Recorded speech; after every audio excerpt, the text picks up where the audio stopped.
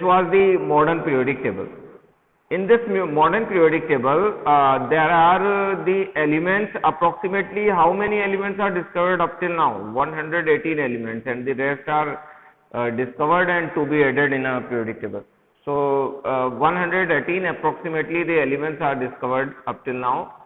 So these elements are arranged on the basis of the atomic number, and atomic number is responsible for means atomic number की basis पे elements को arrange कर दिया गया, but this arrangement is one of the best arrangement up till now, because before this the periodic table was based on atomic mass or atomic weight. This is the first time when the periodic table is classified on the basis of atomic number, and atomic number is the first discrete number which does not have a decimal values. So a lot of confusion is removed from the periodic table because of the atomic number, because previously in a atomic mass it's very difficult in the decimal values to arrange them in a increasing order, but now 1 2 3 4 like these numbers are there, so it's very easy to differentiate the elements and to arrange the elements in a periodic table.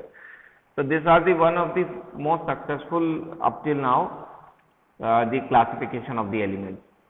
Second thing, in this periodic table we will study the different things through this periodic table.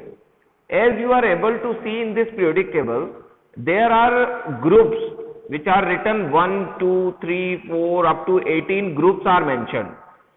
These 18 groups are mentioned here. These are the 1 to 18 groups. So total 18 groups are there in a periodic table. Second thing, 7 periods are there. If we will count the period 1 2 3 4 5 6 and 7. So total 7 periods are there, which are also called as a horizontal rows. These are the horizontal rows. So 7 horizontal rows are there, while 18 groups are there in a modern periodic table. So you have to memorize that 7 periods and 18 groups are there in a modern periodic table. Now the properties are there, the different types of properties which we have to study in this, and that study we will do one by one. So I am moving towards the study of the different properties of the elements in a periodic table.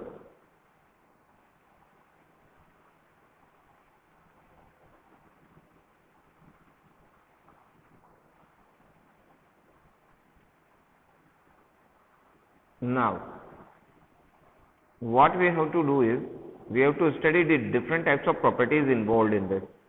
That properties are, one by one we will do the properties.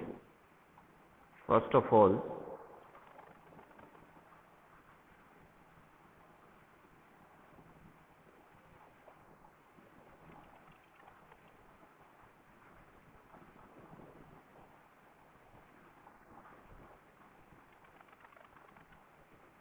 सबसे पहले है atomic radius.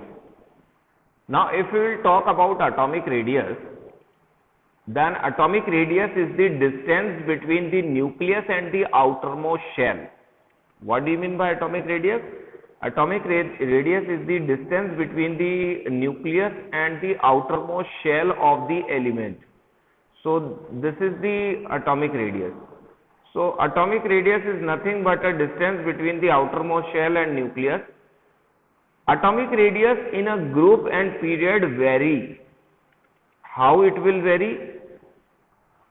When we will move in a period, atomic radius does not increase, or you can say it will decrease, while in case of a group from towards downside, it will increase. What is the reason for increasing the atomic radius in a group is because the number of shells are increasing from up to down. So number of shells are responsible for increase in the atomic size, and due to increase in the atomic size, atomic radius will increase.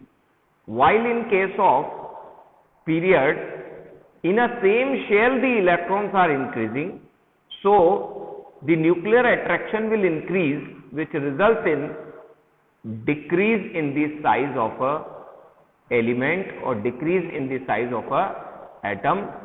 So this is the effect of nuclear charge in a period. While number of shells are responsible for increase in the atomic size in a group from moving up to down. Now we are moving to next clip. This is the first point which is related to atomic radius. The next one is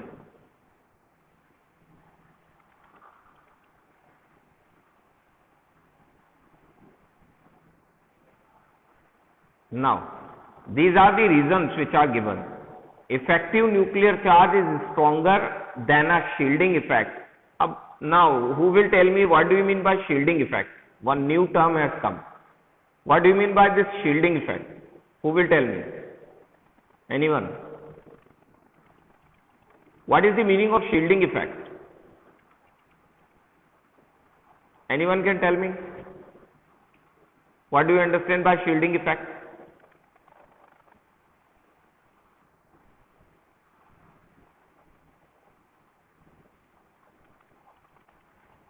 no response.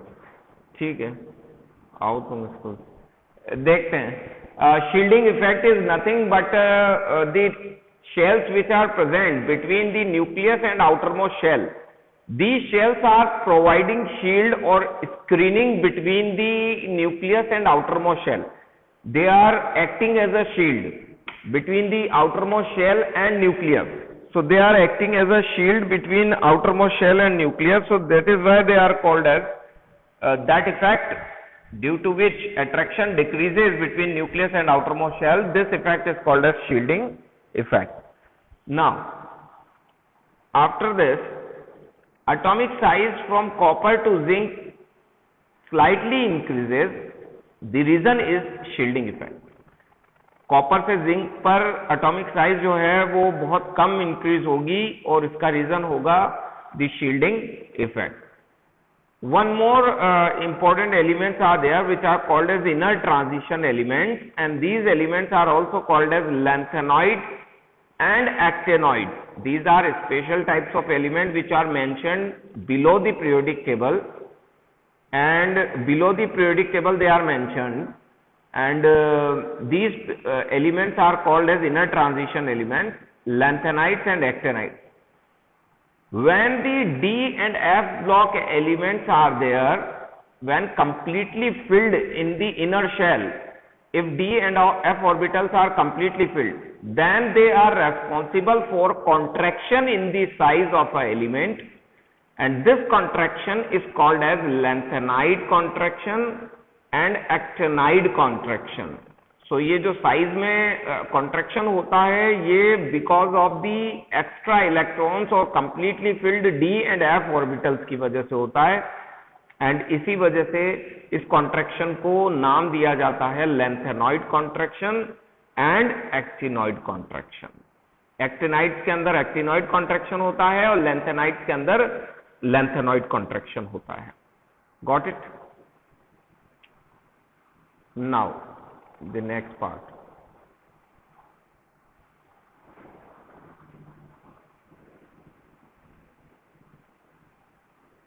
Effective nuclear charge. Now see, the nuclear charge means positive charge which is present inside the nucleus in an atom is responsible for the attraction of the electrons present in a shell, and this attraction is responsible for a effective nuclear charge. Means the nuclear charge which is responsible for attraction of the electrons present in the outermost shell is called as effective nuclear charge. Second term is penetration effect of orbital. What do you mean by penetration effect? The order of energy required to remove electron from s, p, d, f is As electrons are very difficult to remove, so required a lot of energy. So S is highest penetration effect because it is very difficult to remove the electron from S orbital. Second one, p orbital, because it requires less energy than S, and d less, and F least. This one is F. This one is F. It's written wrong. This one is F. So F requires a least energy, so it's a penetration effect of the orbital. Next term which I was telling to you is shielding and screening effect. Screening effect or shielding effect is the middle shells which are present between the nucleus and outermost shell, and they decrease the force of attraction between nucleus and outermost shell. So due to shielding and screening effect, the energy will decrease to remove the electron. So it's very easy to remove the electron if shielding and screening effect is present in the atom. Now last term, stability of half filled and fully filled. Always remember, whenever according to Hund's rule, the stability of half filled and completely filled degenerate orbitals is comparatively high, because the half filled and completely filled orbital require more energy for removing the electron, because they are stable. So they require lot of energy to remove the electron from their outermost shell. Now the next one, we are moving to the next part. Now, sorry.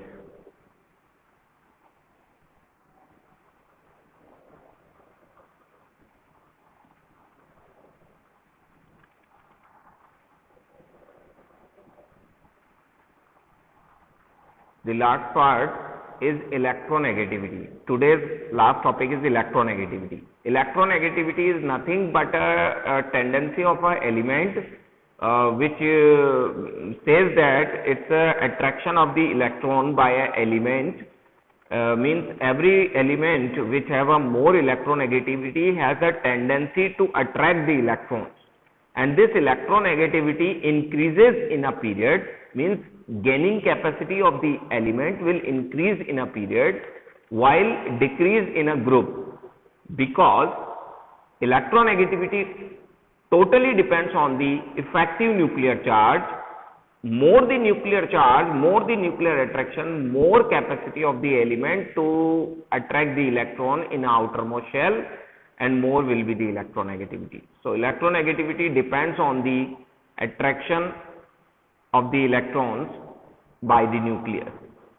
Now one more important part of this electronegativity is electronegativity scale.